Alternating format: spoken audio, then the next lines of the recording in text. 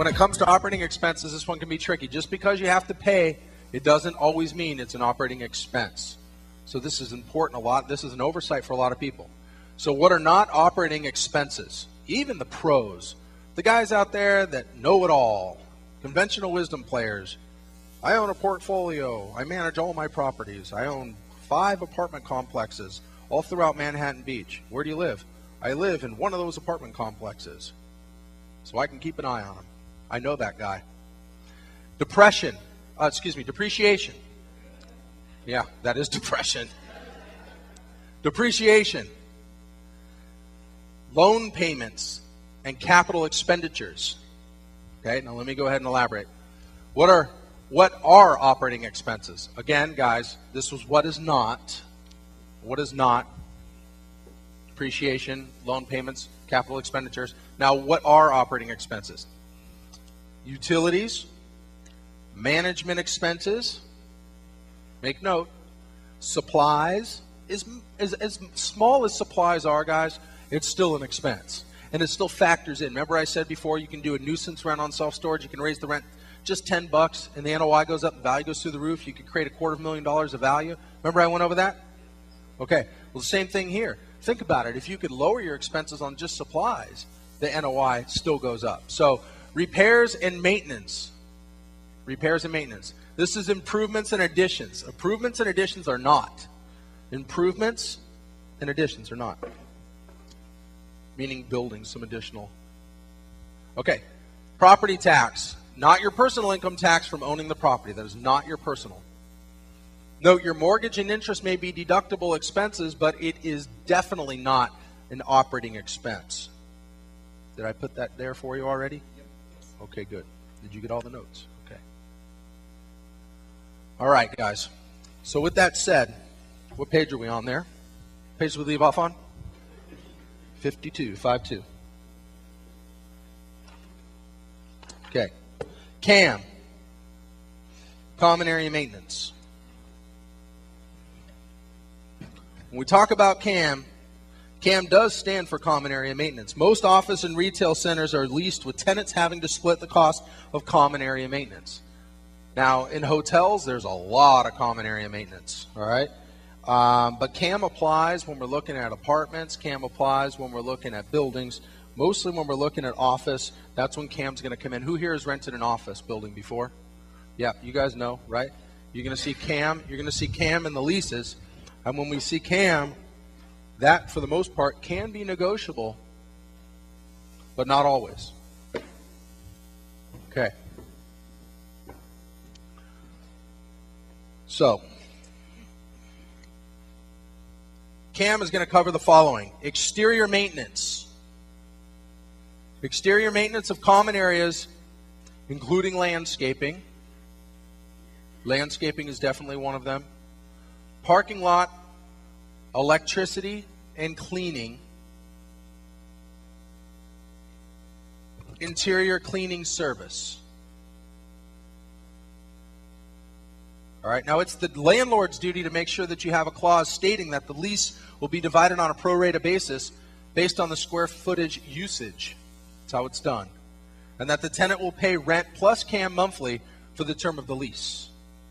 Seen it all too often when it's not in the lease, and then they come back and they want to get you for CAM and you don't have to pay for it. So after reviewing financials, have order title report and have an attorney review it. That's the way it works, guys. Make note on that. After reviewing financials, order title report and have the attorney review it. All right? After getting it under contract, go visit the property. Walk it with the engineer or contractors and your broker and do a complete inspection. Got to do a complete inspection. Now, that doesn't necessarily mean that you have to go and walk the property. No, it does not. That just means that you do have to go and visit the property sometime prior to closing, whether it's going to be you or it's going to be the professional that you appoint to go look at the property. But either way, somebody's got to do a site visit, because the last thing that you want to see is walking around to the back end of the property, everybody's gung-ho to get it done, and all of a sudden you see that somebody, ran a bulldozer into the back of it, or you had a stream running through land, or what have you. All right? That's good. I like that question. He said, Terry, is that your broker? Is that the seller's broker? Or what broker is that? Well, when we get to the broker section, we're going to cover that. Okay, we're going to get to the broker section. And I talk about one broker or two and how we work with the brokers. And we're going to discuss that in a whole. That's why I'm not going to answer that right now, because it's a loaded answer. There's a few things we need to discuss about that, okay? So hang tight, we'll get to that. After getting it under contract, like I said, you go visit the property, view every unit. Review every unit. Interview maintenance, management, and tenants discreetly. That's the beauty of you not being there. All right? See, if you go ahead and send your project manager, and the project manager goes, pokes around, for instance, maybe on Kevin's property, if you were to go over there and walk through it and see a couple kids playing there and see a mom hanging out there and say, hi, how you doing? Hey, I was just looking at this property here, kind of looking around, a place to stay. How is it here? Ooh, it's okay. It's not too bad. The guy next door plays the drums at 3 in the morning, or it's okay, but there's a lot of riffraff. There's some drugs, people dealing around here, or there's, whatever have you. You just never know what's going to be uncovered. It's okay. You can actually get a discount if you stay here. I could hook you up. Oh, really? How's that? Oh, you haven't met Joe? Joe who? Joe. He's the property manager. He only comes by once a month to collect the rents. Yeah, if you pay cash, you get a big discount. Oh, really? After your final physical inspection, deliver or wire your deposit while you're there. You can do that. That'll show good faith. You don't have to, though. All right? Order an appraisal. That's the MAI, Member Appraisal Institute, after inspections. That's the way it works. We're going to touch on appraisals in detail, and I think it's so very important that we take time on appraisals, and the reason being is when we get to appraisals, I'm going to tell you when, why, and if you do or if you don't order an appraisal, and the costs, and how to cut your costs. We're going to take a lot of time on that. It says if you think you need one, I want you to write down next to that prior to closing, it'll be you or someone else, but you will have an appraisal. It'll be you or someone else, but appraisal must be ordered for your review. All right. Now, call down to the city, meet with them, review your entitlement plan if you're considering land. Use the supplemental documents. There's a city meeting agenda at the back. Just this. Okay. City meeting agenda at the back to know what questions to ask. All right?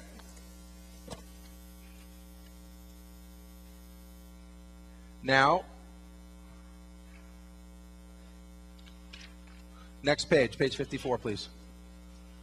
Order inspections and reports, and have an attorney review all the reports, guys. The attorney is the key to keeping anybody's butt out of hot water. Because what you want to do is hire the best of the best, bring them in, and have them go ahead and review all the information. That way we know that our team, our dream team, that's there, is putting together a successful deal. There's some things you want to make note of. Okay, when you order inspections reports, have the attorney review all reports. What reports?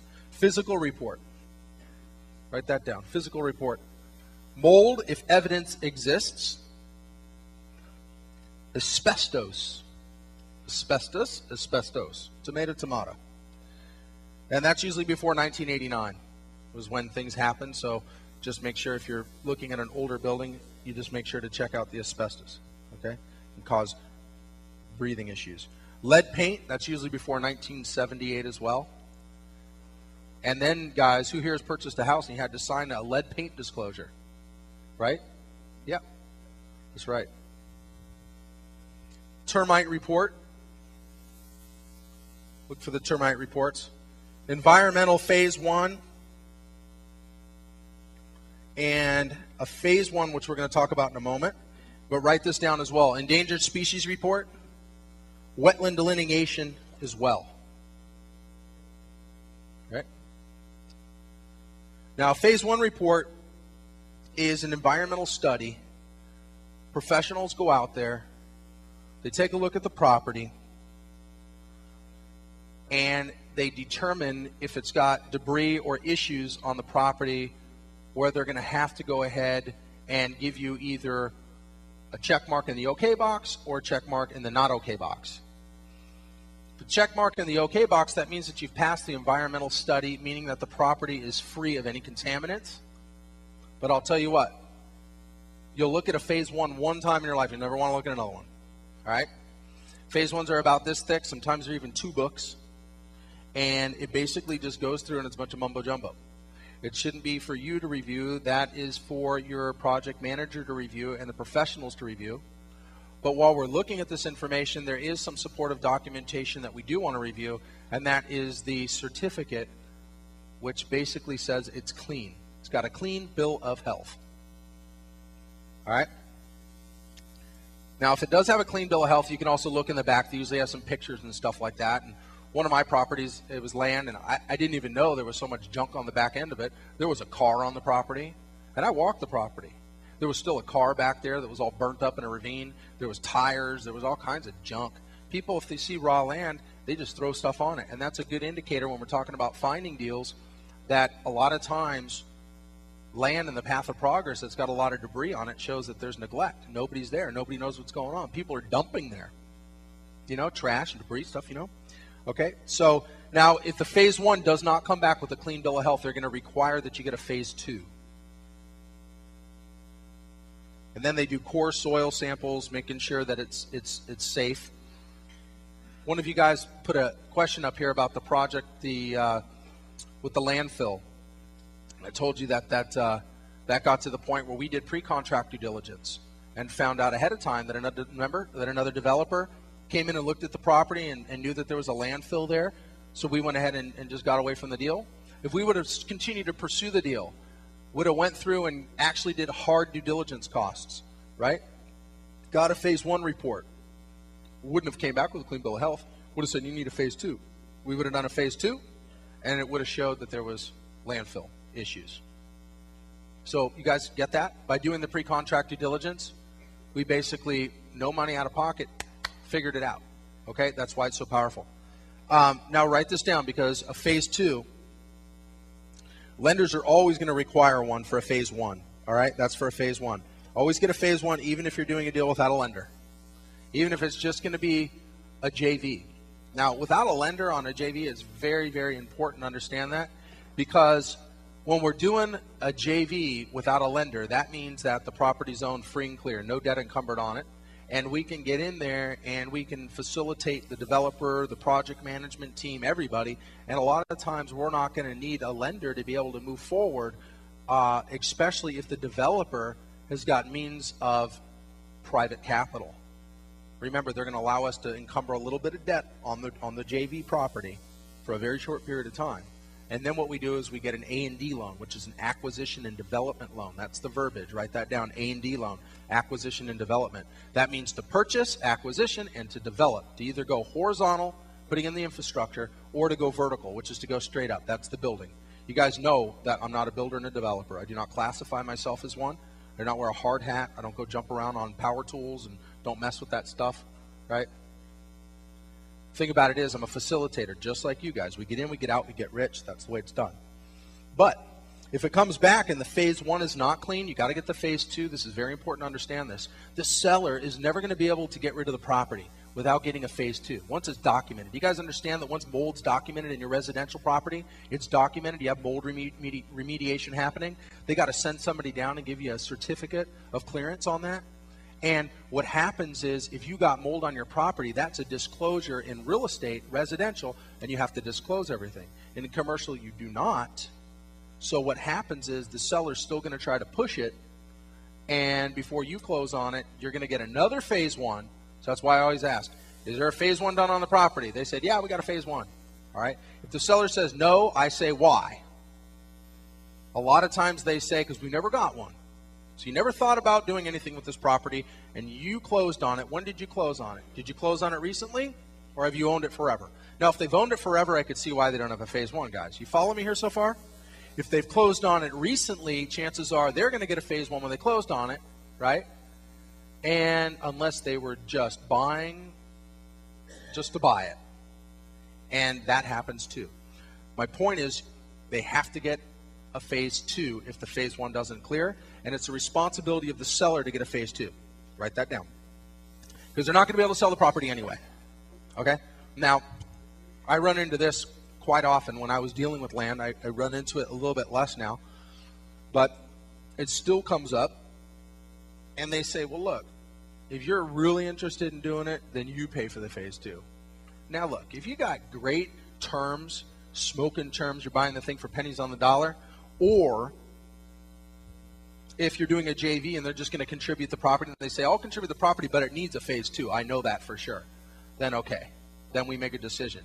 But if it's just going to be a purchase, one of the things that I tell them is, look, you're not going to be able to sell this property anyway. You have to get a phase 2. My lender requires a phase 2. You have to get a phase 2. And right now, we hit a brick wall. Can't even move forward so we get a phase 2. Then what you can say is, okay, how about if we go ahead and split the cost? And they'll say, oh, okay, we can do that. So it'll get you down on the cost. Now, after we get over that, if the property you buy is contaminated, it's you who has to pay to clean it up, regardless of who did it, how, why, or if they lied to you or failed to disclose it. So that's why it's buyer beware in commercial. Get a company that does a physical inspection of the property and has millions in something called E&O insurance, errors and emissions insurance. Errors and emissions. Now that's just a simple question. Do you guys have E&O insurance? Yeah. They should. Yeah. They all do. It's required unless they're doing, wrong business. That's like the lender that requires you to put down $100,000 non-refundable, and it's up to them to go ahead and do the appraisal, and if it doesn't meet the appraisal, you lose your deposit. All right? Now, get a company that does have E&O insurance. Pay a little extra to get the highest standard. We're going to cover ASTM later. Now here, write these down. Cost estimate and bids. Cost estimate, bids. Next is survey.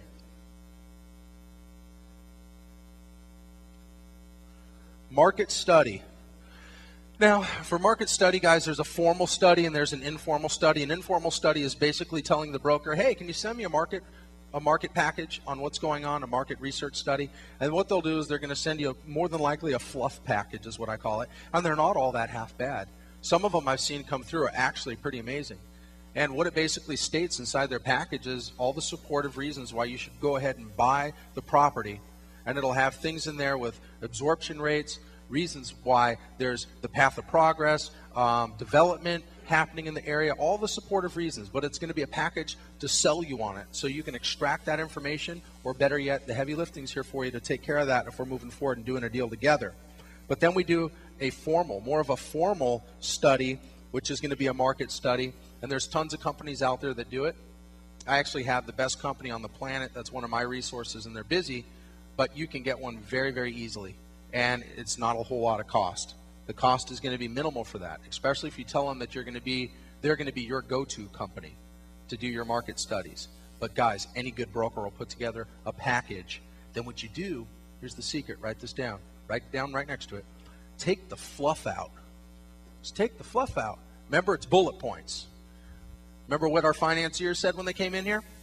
You guys remember? Hello? Remember they said the bullet points, just the meat? That's what they want to see, guys, just the meat. They're going to want to see the 5 things that we already know, right? They're going to want to know, what is the seller asking? What is it worth? What kind of repairs are there? What's the after repaired value? What's the after developed value? They're going to want to know all the supportive documentation, but just the meat.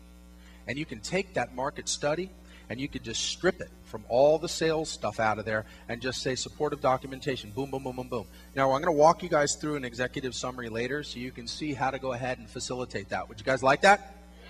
Good. I'm glad. All right. So with that said, we're going to move right along. The next one here before we turn the page is, it's easiest just to go out there and hire a due diligence company to take care of all of it for you. There's no doubt about it. All right? It's easiest to go hire a company, but it's way more expensive.